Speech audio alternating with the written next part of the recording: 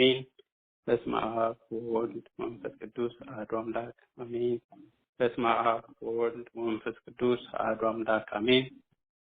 መልአከ ብስራት ቆሞስ አባ ወልደ ኢየሱስ፣ አይንተ እግዚአብሔር ካህናት፣ ወንድሞቼ ዲያቆናት፣ እግዚአብሔር የሚወዳችሁና ድምጹን ተሰሙ ዘንድ በዚህ ሚዲያ የተሰበሰባችሁ በሩቁም በቅርቡም ያላችሁ ምእመናንና ምእመናት እንደምን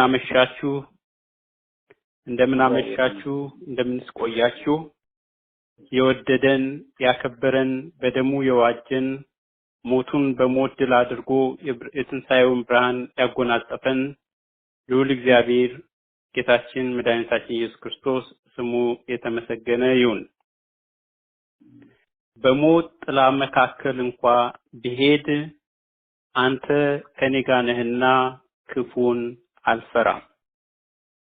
መዝሙረ ዳዊት መዝሙር 23 ከቁጥር 4 ላይ የተነገረ ቃል ነው። በዚህ ርዕስ እግዚአብሔር መንፈስ ቅዱስ በገለጠልን መጠን ቃሉን እንመማራለን።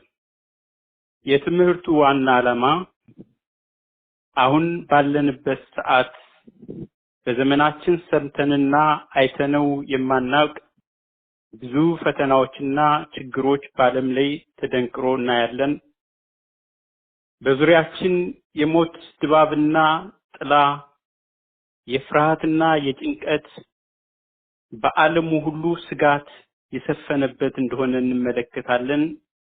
ኃያላን በኃይላቸው መመካት የተሳናቸው፣ ጉልበታቸው የተንበረከከ፣ የጠቢባንም ጥበብ ከንቱ መሆኑ የተረጋገጠበት፣ እንዲሁ ይህ ሁሉ ባዶ እንደሆነ ሲመለከቱ ዓለም በድንጋጤ ተይዛ ያለችበት፣ በብዙ ሚዲያና በብዙ መገናኛ ብዙሃን ስለ ሞት፣ ስለ ፍርሃት፣ ስለ ጭንቀትና ስራን ስለማጣት፣ ስለ ድቅድቅ ጨለማ የሚወራበት ወቅት ስለሆነ እኛ ክርስቲያኖች ሐሳባቸውና ኑሯቸው ምድራዊ እንደሆነ ወይም ደግሞ በዚህ ዓለም በሚታመኑት በቁሳዊ ነገሮች በሚመኩት እንደነሱ አይነት ያይደለንን ሀገራችን ሰማያዊ ተስፋችን እግዚአብሔር እንደሆነና ትምክህታችንም ጠባቂያችንም እሱ እንደሆነ መረዳትና ከፍርሃት ራሳችንን ነፃ ማድረግ ነው። ስለዚህ በዚህ ቃል መሰረት የዳዊት የተናገረውን ኃይለ ቃል ተነስተን እንማማራለን ማለት ነው። ቅዱስ ዳዊት በሞት ጥላ መካከል እንኳ ቢሄድ አንተ ከኔ ጋር ነህና ክፉን አልፈራም ይላል። በዚህ ኃይለ ቃል ላይ ሶስት መሰረታዊ ነገሮች እናያለን። አንደኛው በዘመኑ በሂደቱ በሞት ጥላ እየተጓዘ እንደሆነ ችግር እንደተከሰተበት ችግሩን አጉልቶ ይናገራል። ለችግሩ መፍትሄ አድርጎ የወሰደው ደግሞ እግዚአብሔር ከሱ ጋር መሆኑን መረዳት ነው። የዚህም ውጤቱ እግዚአብሔር ከሱ ጋር ከሆነ ክፉን ነገር አልፈራም ብሎ ይደመድመዋል። ስለዚህ ይህ ቃል ብቻ ለኛ መጽናኛው ነው። ምንም እንኳን በሞት ጥላ መካከል ብናል፣ ምንም እንኳን የምንሰማቸው ነገሮች አስደንጋጭና አስፈሪ ቢሆኑ፣ ምንም እንኳን በዙሪያችን ደስታን የሚፈጥር ነገር ባይኖርም እንደሌሎች ሳይሆን እግዚአብሔርን እንደማመናችን ክርስቶስን እንደመከተላችንና በስሙ እንደመጠራታችን እነሆ ፍርሃት ሳይሆን እግዚአብሔር ከኛ ጋር ስላለ ክፉን ነገር የማንፈራ በሰላምና በደህንነት በመረጋጋት ውስጥ ሆነን ሌሎችን የምናጽናናበትን ኃይል የሚሰጥ ቃል ነው። ቅዱስ ዳዊት ይህን ሲናገር ከቁጥር 1 ጀምሮ እግዚአብሔር እረኛዬ ነው፣ የሚያሳጣኝ የለም፣ በለመለመ መልክ ያሳድረኛል፣ በረፍትም ውኃ ዘንድ ይመራኛል እያለ ከተናገረ በኋላ ነው ይህ ሁሉ ሆኖ ነፍሱን የሚያረካ በጽድቅ መንገድ የሚመራው ጌታ መልካም እረኛ እንዳለው ከተናገረ በኋላ ምንም እንኳን በሞት ጥላ እንኳን መካከል ባልፍ ብሄድ ብጓዝ አንተ ከኔ ጋር ስለሆንህ እነሆ ክፉን አልፈራም ይላል። ወገኖቼ ዛሬ በዚህ ቃል እግዚአብሔር ቃሉን ወደኛ በማድረስ ያጽናናናል። እነሆ እኛ ክርስቲያኖች ሞትን የማንፈራው ክርስቶስ ፋሲካችን ስለሆነ ነው። በአንደኛ ደረጃ ፋሲካችን ክርስቶስ ስለሆነ ሞት በእኛ ላይ ስልጣን እንደሌለው ስለምናምን ፍርሃትን እናስወግዳለን።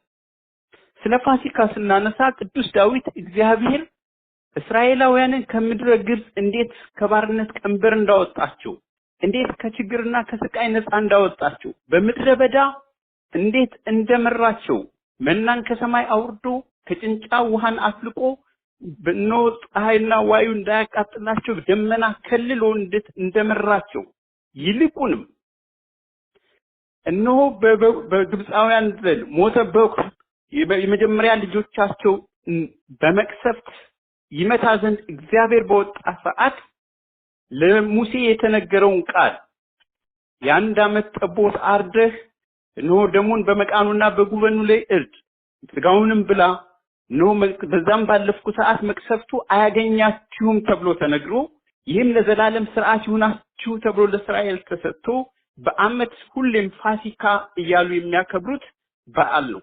ያ በዓል ሞት በዙሪያቸው እንዳላሸነፋቸው ግብፃውያንን፣ ዓለማውያንን፣ አሕዛብንና እግዚአብሔርን የማይፈሩ ሰዎች በሞት ሲቀጡ ያ መቅሰፍት ወደ እነሱ ሲመጣ ያ ሞት እነሱን እንዳላገኛቸው ያሳየበትና ያስረዳበት ስለሆነ ሁሌም ፋሲካ እያሉ ያከብራሉ። እኛ ክርስቲያኖች ይህን ፋሲካ የብሉይ ኪዳንን ሥርዓት በአዲስ ኪዳን ተክተን እነሆ ፋሲካችን ክርስቶስ ታርዷልና ደስ ይበለን በማለት አንደኛ ቆሮንቶስ ምዕራፍ 5 ከቁጥር 7 ላይ ሐዋርያው ቅዱስ ጳውሎስ ይገልጽልናል። ሐዋርያው ቅዱስ ጳውሎስ በአንደኛ ቆሮንቶስ ምዕራፍ 5 ቁጥር 7 ላይ እነሆ ፋሲካችን ክርስቶስ ታርዷልና ደስ ይበለን ይላል። ያ ለእስራኤላውያን ፋሲካ የተባለው ሞትን ድል ያደረጉበት እነሆ ያ የአንድ ዓመት ጠቦት ነውር የለና ነቀፋ የሌለበት ጠቦት ታርዶ ነፃ ያወጣቸው በደሙ ከሞት ነፃ እንደወጡ ሁሉ ይህ መድን ዓለም ክርስቶስ ወደ ዓለም የተገለጠው አስቀድሞ ኢሳይያስ እንደ በሸላቾች ፊት ዝም እንደሚል በግ ብሎ የጠቀሰው እንዲሁም መጥምቀ ዮሐንስ ወደሱ ሊጠመቅ በመጣ ሰዓት ኃጢአት የዓለሙን ኃጢአት የሚያስተሰሪ የእግዚአብሔር በግ ብሎ የጠራው ያ መድህን ዓለም ክርስቶስ እነሆ በዕለተ ዓርብ በአይሁድ ሥርዓት ፋሲካ ብሎ በሚያከብሩት ሥርዓት እሱ ራሱ ስለኛ ስለ ኃጢአታችን ሲል መስዋዕት ሆኖ ቀርቦ አዲሱ ኪዳን ሥርዓት ሰርቶ በደሙ የዋጀን በደሙ ያጠበን በዚያ ደም የተከበብንና የተዋጀን ሰዎች ስለሆነ ሞት በላያችን ላይ እንደማይሰለጥን ሞት እንደማያስፈራን በዚህ እንረዳለን ማለት ነው። ስለዚህ ክርስቲያኖች ሞትን የማይፈሩት እነሆ የክርስቶስ ሥጋ እኛን ስለሚጠብቀን ነው። ምክንያቱም መጠበቅ ብቻ ሳይሆን የዘላለምን ሕይወት ስለሚሰጠን ነው። የሞት ተቃራኒው ሕይወት ነው። የዮሐንስ ወንጌል ምዕራፍ 6 ቁጥር 54 ላይ ሥጋዬን የሚበላ ደሜን የሚጠጣ የዘላለም ሕይወት አለው ይላል። እኔም በመጨረሻ ቀን አስነሳዋለሁ፣ ሥጋዬ እውነተኛ መብል ደሜም እውነተኛ መጠጥ ነውና ይልና ሥጋዬን የሚበላ ደሜንም የሚጠጣ በእኔ ይኖራል፣ እኔም በእርሱ እኖራለሁ ይላል። ሥጋዬን የሚበላ ደሜን የሚጠጣ በእኔ ይኖራል፣ እኔም በእርሱ እኖራለሁ። ትልቁ ነገር ይህ ነው። የዳዊት በሞት ጥላ መካከል መሄድ ያላስፈራው እግዚአብሔር ከሱ ጋር እንዳለ ስላመነ ነው። አንተ ከኔ ጋር ስለሆን ክፉን አልፈራም ያለ። እኛም ክርስቶስ ከኛ ጋር መሆኑ የምናምነው ነው። በደሙ ተጠምቀን በደሙ ተዋጅተን ሥጋውን በልተን ደሙን ጠጥተን ዘላለማዊ ሕይወትን ያገኘን እንዲሁም ደግሞ ከሱ ጋር ተዋህደ መለኮታዊ ኃይል በእኛ ላይ ያደረ እሱ በእኛ እኛ በሱ የምንኖር ስለሆን ሞት አያስፈራን። እንደ ሌሎች ዓለማውያን ወይም እንደሚጣፉት በከንቱ እንደሚታመኑት ወይም እንደሚታበዩት አይደለንም። ክርስቲያኖች እኛ በክርስቶስ የታመነ በደሙ የተዋጀነ በሱ ልዕልናና ክብር የምንኖር በሱ ጥላና ከለላ ውስጥ የምንኖር ሰዎች ነን። ዳዊት እግዚአብሔር እረኛዬ ነው የሚያሳጣኝ ነገር የለም ብሏል። ይህ መልካም እረኛ እንደሆነ መልካም እረኛ ነው። ዳዊት በእረኝነት ክርስቶስ እግዚአብሔርን እረኛዬ ነው ሲል እረኛ ሆኖ ስለሚያውቅ ነው። ዳዊት በጎቹን ከአንበሳና ከድብ ተዋግቶ ገጥሞ እንደሚያድናቸው እንደሚታደጋቸውና ወደ ለመለመ መስክ ወስዶ እንደሚመግባቸው ያውቅ ስለነበር ያ የእረኝነት ስራ ትልቅ እንደሆነ ስላወቀ እግዚአብሔርን መልካም እረኛዬ ነው ብሎ ጠራው። ወገኖቼ 99ን ነገር ትቶ የጠፋውን አንድ አዳም አንድ በግ ለመፈለግ ወደ ምድር የተገለጸው መልካም እረኛ እኔ ነኝ ብሎ የገለጸው ክርስቶስ እውነተኛና መልካም ስለሆነ እኛ ስለወደድነው ሳይሆን እንዲሁ ጠላቶች ስላለን የወደደን ጌታ እኛ ስላመንነው ስለተከተልነው ሳይሆን እሱ ተአማኝና የማይናወጥ ፍቅር ስላለው እሱ ስለወደደን በሱ ህልውና ውስጥ ስላለን የሱ ክንድ ስለመደግፈን እኛ ከሌሎች ፍርሃት የሌለብን በጽናትና በፍቅር እንዲሁም ፍርሃትን በማስወገድ የምንጓዝ ክርስቲያኖች ነን ማለት ነው። ፋሲካችን ክርስቶስ ድል ያቀናጀን ጌታ ስለሆነ ያ ከኛ ጋር እንደሆነ ስለምናምን ሞትን አንፈራም ማለት ነው። ሁለተኛ ሞትን ስልጣን ስለተሻረ ነው። የሞት ስልጣን በማን ተሻረ? በክርስቶስ ተሽሯል። አንደኛ ቆሮንቶስ 15 ከቁጥር 55 ላይ ሞት ሆይ መውጊያ የት አለ? ሲኦል ሆይ ድል መንሳት የት አለ ተባለ። ምክንያቱም ለዘመናት በአንድ አዳም አለመታዘዝ ምክንያት ሞት ወደ ምድር መጥቶ ስለነበር አትብላ የተባለውን በልቶ ሞትን ወደ ምድር አምጥቶ ሞት በሰዎች በሁሉም ላይ እንዲሰለጥን ሆኖ ስለነበር ልክ ዛሬ የማይበላውን አትብሉ የተባሉትን በልተው ይህን ቫይረስ እንዳመጡትና በዓለሙ ላይ የሞት ድባብ እንደተፈነና ብዙ ሚሊዮኖችን ሁሉ በዚህ ቫይረስ እንደተጠቁ ብዙ ሺዎችም እንደሞቱ ሁሉ ሞት በአንድ ሰው ወደ ዓለም ገብቶ ስለነበር እንዲሁም በአንድ ሰው የሞት ኃይል ይጠፋ ዘንድ ሮሜ 5:17 ላይ እንዲህ ብሎ ተጽፏል። በአንዱ በደል ሞት በአንዱ በኩል ከነገሰ ይልቁንም የጸጋ ብዛትና የጽድቅ ስጦታ ብዛት የሚቀበሉ በአንዱ በኢየሱስ ክርስቶስ በኩል በሕይወት ይነግሳሉ ይላል። ተመልከቱ። ሞት በአንድ አዳም መሳሳት ባለመታዘዝ ምክንያት ወደ ዓለም ከመጣና በዓለም ላይ ከሰለጠነ በትውልዱ ሁሉ ላይ ኃይልን ከተቀናጀ እንዲሁም ዳግማዊ አዳም ብለን የምንጠራው ክርስቶስ ሞትን ይደመስስ ዘንድ የአባቱን ቃል በመታዘዝ ወደዚህ ምድር ተገልጦ በመስቀል ላይ ተሰቅሎ ድል ስላደረገው በዚያ ድል የተነሳ እኛ ሞት ሰልጥኖብን የነበረን ሰዎች በክርስቶስ ድል አድራጊነት በአንድ ሰው የመጣው ሞት በአንድ ጌታ የኛን ስጋ ለብሶ በተገለጠው ዳግማዊ አዳም ብሎ በተጠራው ጌታ ክብርና ሕይወትን አግኝተናል ነው የሚለው። አለመታዘዝን ያመጣ አዳም ነው። ሞት በሱ አለመታዘዝ መጣ። በመታዘዝ የመጣ በክርስቶስ ነው። ሕይወት በሱ መጣ። ሕይወት የተሰጠንም በጽድቃችን ብዛት ወይም በስራችን ሳይሆን እነሆ ይላል የጸጋው ብዛትና የጽድቁ ስጦታ ብዛት ለሚቀበሉት ነው የሚለው። በእንዲሁ በጸጋ የተሰጠን ነው። እንዲሁ በጽድቁ ስጦታ የመጣ ሕይወት ነው። በእኛ የሥራና የብቃት የጽድቅ ሕይወት አይደለም። ጽድቃችን በእግዚአብሔር ፊት ምንድነው ይላል? እንደውም የመርገም ጨርቅ ነው የሚለው። ስለዚህ ሞት በአንድ አዳም ከመጣ ሕይወት በአንድ ክርስቶስ መጥቶልናል። ያ ሕይወት የመጣው ደግሞ ኖህ በዕለተ ዓርብ በተሰቀለው ክርስቶስ ሞትን ድል አድርጎ በትንሣኤው በተገለጠው በእሱ በኩል ነው። ለዚህ ነው ሞት ሆይ መውጊያ የት አለ?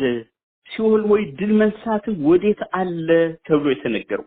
ስለዚህ እኛ የሕያዋን ጌታ ሞትን ድል ያደረገ ልጆች ስለሆነ በሞቱ ሞትን ድል አድርገን ጽድቅን የምንጎናጸፍ ስለሆነ ያ ክብር በእኛ ላይ ስላለ ሞት በእኛ ላይ ስልጣን የለውም፣ የሚያስፈራንም አይደለም። ምክንያቱም ክርስቶስ ራሱ ሲመጣ አስቀድመው ነቢያትም አይተውት ነበረ። እነ ኢሳይያስ ምዕራፍ 9 ከቁጥር 2 ላይ ወይም ማቴዎስ 4:16 ላይ በድጋሚ እንደተገለጸው በድቅድቅ ጨለማ በሞት ጥላ ውስጥ ያለ ሕዝብ ታላቅ ብርሃን ወጣለት ነው የሚያለው። ሕዝብ ዘይነብር ውስተ ጽልመት ወጽላለቱ ሞት ብርሃን አብይ ሰረቀ ላይ ሊሆሙ ይላል። በጨለማና በድቅድቅ ጨለማ ውስጥ በሞት ጥላ ውስጥ ለሚኖር ሕዝብ ታላቅ ብርሃን ወጣለት። ተመልከቱ፣ በሞት ጥላ ውስጥ ተይዘን የነበርነ ትውልዶች፣ ወደ ሲኦል ቀንበር የምንጣል የነበሩ ትውልዶች ያ የክብር ጌታ ብርሃን ዓለም ጽድቅ ብርሃናችን ጽድቃችን ሆኖ ክርስቶስ ወደ ምድር ሲገለጽ የትንሣኤ ብርሃንን ያጎናጸፈን ጌታ የትንሣኤውን ሕይወት ወደኛ ያመጣው ጌታ እሱ እንደሚመጣ አስቀድመው በነቢያት ተነግሮ ስለነበረ ቅዱስ ማቴዎስም ያንን ትንቢት መልሶ በመድገም ያ የጨለማውን ሕይወት የሚያጠፋ ያ የሞትን ጥላ የሚደመስስ ክርስቶስ እንደሆነ ስለተናገረና እኛ በትንሣኤው የምናምን የትንሣኤ ልጆች ስለሆነ ሞት በእኛ ላይ ኃይል ስለሌለው ልንፈራ አይገባም።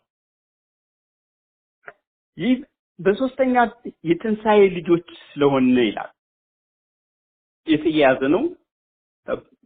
ሞት በእኛ ሕይወት ምንም ኃይል እንደሌለው ምንም ስልጣን እንደሌለው አይተናል። ለምንድን ነው የትንሣኤው ልጆች የምንባለው? በሞቱ ሞቱን መስለን በትንሣኤው አብረን ስለምንነሳ ነው። በቆላስይስ ምዕራፍ 2 ቁጥር 12 ላይ በጥምቀትም ከሱ ጋር ተቀበራችሁ ይላል። በጥምቀቱም ከሱ ጋር ተቀበራችሁ፣ በጥምቀቱም ደግሞ ከሙታን ባስነሳው በእግዚአብሔር አሰራር በማመናችሁ ከሱ ጋር ተነሳችሁ ይላል። ከሱ ጋር ተነሳችሁ ይላል። ይሄ ሶሪያው አሌክሳንደር ሲሪያ የሶሪያው ቄርሎስ የእስክንድሪያው ቄርሎስና እንዲሁም ደግሞ ባሲሊዮስ የተናገሩት ይህ ጥምቀቱን የሚጠቅ በጥምቀቱ ተቀብራችሁ በጥምቀቱ ዳግም ከሙታን ተነሳችሁ የሚለው የሞት ጥላ ነው ይሉታል። ምሳሌው ነው። ያንን ሙተን በሱ ተጠምቀን ልክ እሱ እንደሞተው ሙተን ዳግም መነሳታችን ምልክት ነን። ስለዚህ በጥምቀቱ ልጅነትን አግኝተናል። ልጅነትን ብቻ ሳይሆን ዜግነትንም ሰማያዊ ዜጎች ሆነናል። ያን ልጅነት ስላገኘን በሱ ስም ስለተጠራን በሱ ስም ብቻ ሳይሆን በደሙ ተዋይቶ በደሙ ስለተገዛን እኛ ራሱ ለራሳችን አይደለም ለክርስቶስ ነው። ብንኖርም ለክርስቶስ ነው፣ ብንሞትም ለክርስቶስ ነው። ስለዚህ መኖርም ሆነ መሞት በእኛ ላይ ስልጣን የለውም። ስልጣኑ ለማን ነው? ለጌታ ነው። የምንኖረውም ለምንሞተውም ሐዋርያው ቅዱስ ጳውሎስ ሮሜ 14 ቁጥር 7 ላይ እንደተናገረ ብንኖርም ብንሞትም ለጌታ ይሆን እኛ ሞትን አንፈራም ነው የሚለው። ብንኖርም ብንሞትም ለጌታ ይሆን እኛ ሞትን አንፈራም። ለምን? አንዴ በደሙ ተዋጅተን ለሱ ገንዘብ ሆነን የተሰጠን፣ አንዴ በንጉሱ ንግስናን የተቀናጀን የንጉስ ክርስቶስ ልጆች የተባልነ የክብሩ ዙፋን መገለጫ መልኩን ይዘን የምንገለጥ ልጆቹ ስለሆነ በዘላለም በምድራዊ በሚጠፋውና ኃላፊ በሆነው በሚከስመው ሰውነታችን ያይደል ዘላለማዊ ሕይወትን ኃይልን በሚያቀናጀው የዘላለም ደስታ ባለበት ፍርሃትና ጭንቀት ልቅሶና ዋይታ በማይገለጥበት ምድር በዚያ የምንኖር ዜጎች ስለሆነ በዚህ ምድር እንደ መጻተኛ ሆናችሁ ኑሩ ስለተባለ ለኛ ሞት ምናችንም አይደለም። ምክንያቱም ሞት ከዚህ ዓለም ወደ ሌላኛው ዓለም መሸጋገሪያ ነው። እንደሌሎች ሐሳባቸው ከንቱ እንደሆነና በምድር እንደሚያልፉ ለሚያስቡት ትንሣኤ ሙታን የለም ብለው እንደሚያስቡት ወይም ደግሞ እንደ ኤቲስቶች አምላክ የለም ብለው ለሚረዱት ሞት ትልቅ ፍርሃት ነው። የህይወታቸው መክሰሚያ ነው ብለው ስለሚያስቡ፣ ክርስቲያኖች ግን ከአዲስ ህይወት ወደ አዲስ ህይወት መሸጋገሪያ ብንኖርም እዚህ ለክርስቶስ ነን፣ ብንሞትም ወደ እሱ ወደ አዘጋጀልን ቦታ የምንሄድ ወደ ደስታና ወደ አባታችን እቅፍ የምንጓዝ ሰዎች እንጂ በፍርሃት የምንከበብ ሰዎች አይደለም። ስለዚህ የትንሣኤው ልጆች በክርስቶስ ትንሣኤ ያመኑ ክርስቲያኖች አንዳች እንኳን በዙሪያቸው በሚከባቸው ነገር ሁሉ ፍርሃት ሊሰማቸው አይገባም። ምክንያቱም በደሙ ተዋጅተው በትንሣኤው የትንሣኤ ብርሃንን ተቀናጅተው ነው የክርስቶስ ልጆች ስለሆኑና በደሙ በመዋሃድ እነሱ በሱ እንዳሉ ስለሚያምኑ እግዚአብሔር አብሯቸው እንዳለ ስለሚያምኑ ፍርሃት በውስጣቸው የለም። ስለዚህ ወገኖች ሁሌ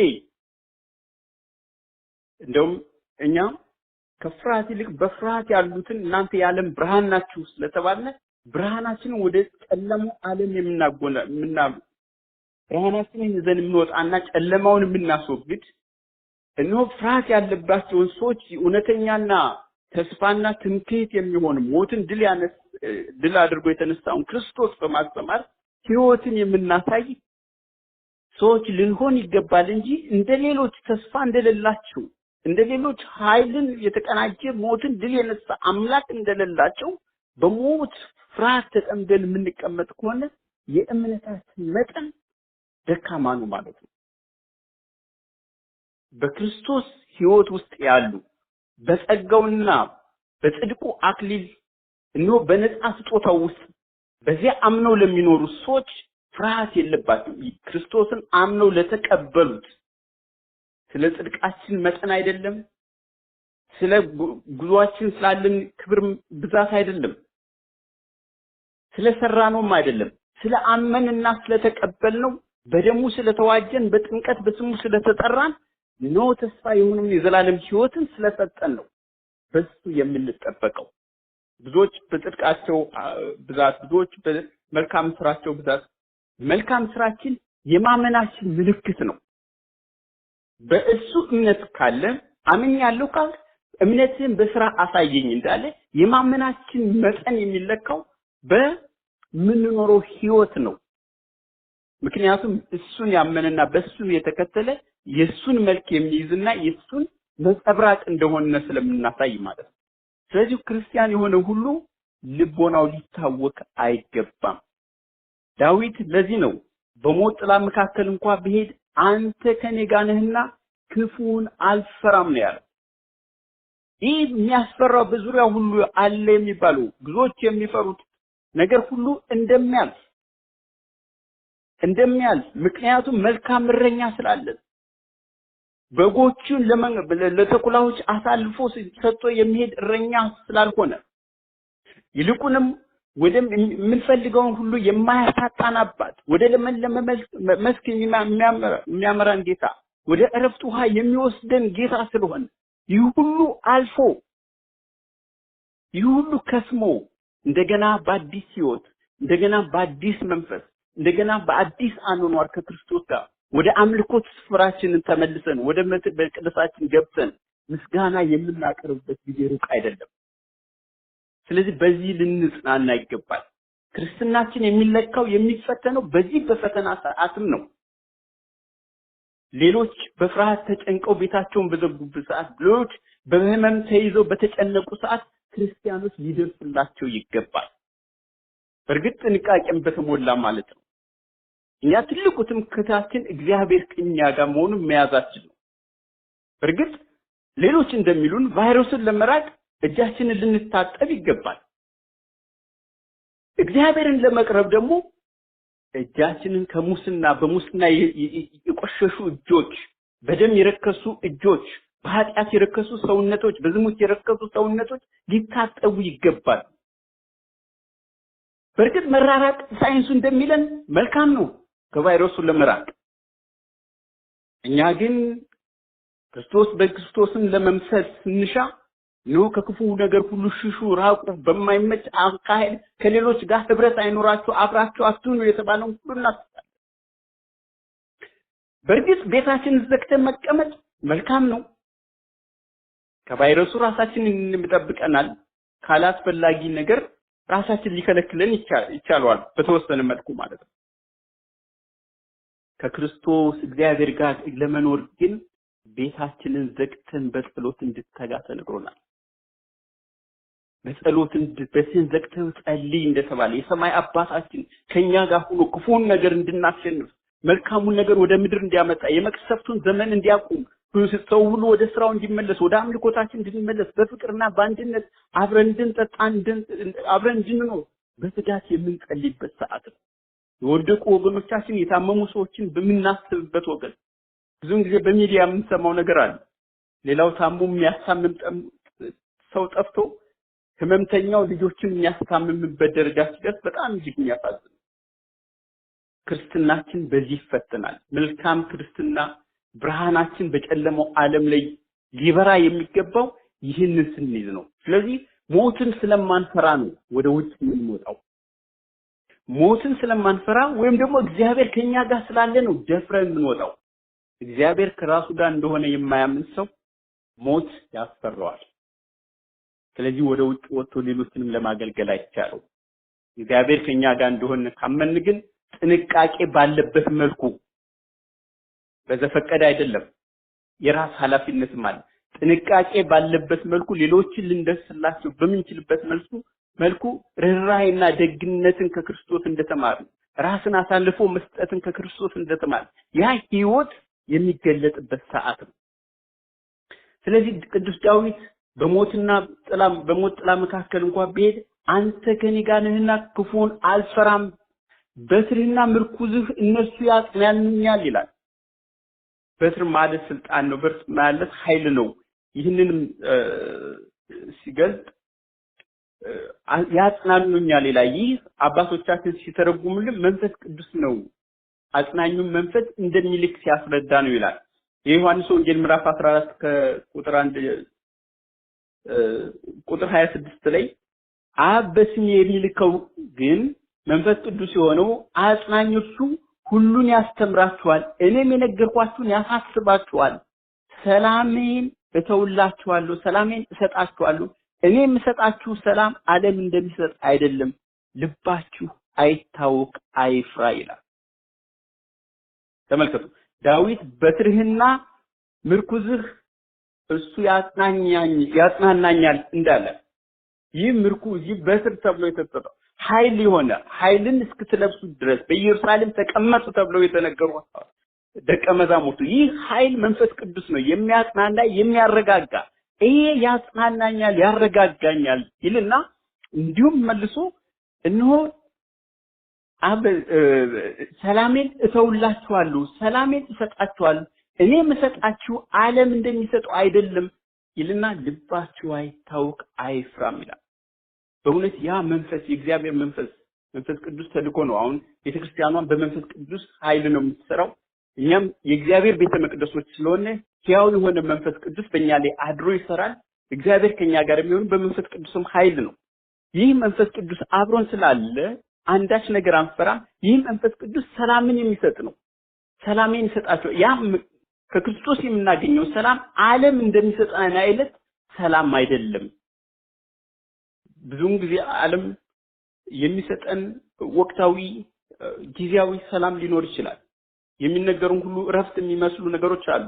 ነገር ግን ተገለባባጭና ተቀያያሪ ወቅቱን ጠብቆ የሚሻር ነገር ነው። የእግዚአብሔር ሰላም ግን በእሳትና በአውሎ ንፋስ መካከል እንኳን እየተራመድን በሰዓት መካከል በሞት ጥላ ውስጥ እንኳን እየተራመድን ፍርሃትን የማያነግስ ደህንነትን የሚያውጅ ሰላም ነው። እነሆ ችግር፣ መከራ፣ ስቃይ እያለ ችግሩ የማያስፈራን ሰላማችንን የማያናጋው ሰላም ነው። ዓለም ሰላም የሚሰጠን ምናልባት ቫክሲኔሽን ተገኘ ቢባል ሰላም ነው ብለን እንወስደዋለን፣ መፍትሄ ስለተገኘ ነው። እኛ ግን መፍትሄው እንኳን ባይገኝ የእግዚአብሔር ሰላም የሚለው መፍትሄ እንኳን ባይኖር በራያችን እንኳን ብዙ መከራና ስቃይ ቢያልፍ ነገር ግን ሰላማችን አይታወቅም። የእግዚአብሔር ሰላም እንደዛ አይነት ሰላም ነው። ይህን አይነት ሰላም ሰጣችኋለሁ ይላል። በትርና ምርኩዝ ያጽናኑኛል ያለው ያ መንፈስ ቅዱስ እስከኛ ጋር ሲሆን አጽናኝና የሚያንስ የሚያበረታታ ይሆናል፣ ፍርሃትን የሚያስወግድ ይሆናል ማለት ነው። ያ መንፈስ ቅዱስ ሮሜ 8:1 ከቁጥር 2 ከ1 እስከ 2 ላይ እንግዲህ በክርስቶስ ኢየሱስ ላሉት አሁን ኩነኔ የለባቸውም። በክርስቶስ ኢየሱስ ያለው የሕይወት መንፈስ ሕግ ከኃጢአትና ከሞት ሕግ አርነት አውጥቷቸዋልና። ያ መንፈስ ምንድነው? በክርስቶስ ኢየሱስ ያለው የሕይወት መንፈስ ይለዋል። ያ ከሕግና ከኃጢአት ከሞት ሕግ አርነት የሚያወጣ ነው። ስለዚህ ከሞት ነፃ የሚያወጣ ነው። ከሕግ ስርዓት ነፃ የሚያወጣ ነው። ሰላምን የሚያውጅ ነው። ፍቅርን የሚያድል ነው። እና በእኛ ያ መንፈስ ስላለ ፍርሃት ከቶ አይገለጥም ማለት ነው። ወገኖቼ እንደ ዳዊት እንደ ልቤ የተባለው ነብየ ልዑል ዳዊት በእግዚአብሔር ፈጽሞ የሚታመን በደስታም ሰዓት በሐሴትም ሰዓት ከሱ ጋር ቢሆን በችግርና በጭንቅ በጨለማና በሸለቆ በሚያስፈራ ሁሉ በሞት ጥላ መካከል እንኳን ቢሄድ እነሆ እግዚአብሔር ከጎኑና አብሮት እንዳለ የሚያምን ክፉን ነገር የማይፈራ እነሆ ኃይሉንና የእግዚአብሔርን ብርታት ክንዱን የሚመካ በዚያ የሚጽናና ሰው ነበር። ዛሬም ክርስቲያኖች ይህን አይነት እምነትን እሱ አልተውህም አልለቅም ካንተ ጋር ነኝ እንዳለ ያ ሁሌም ከኛ ጋር እንዳለ አምነንና ተስፋ አድርገን ይህን ፍርሃት ልናስወግድ ይገባል።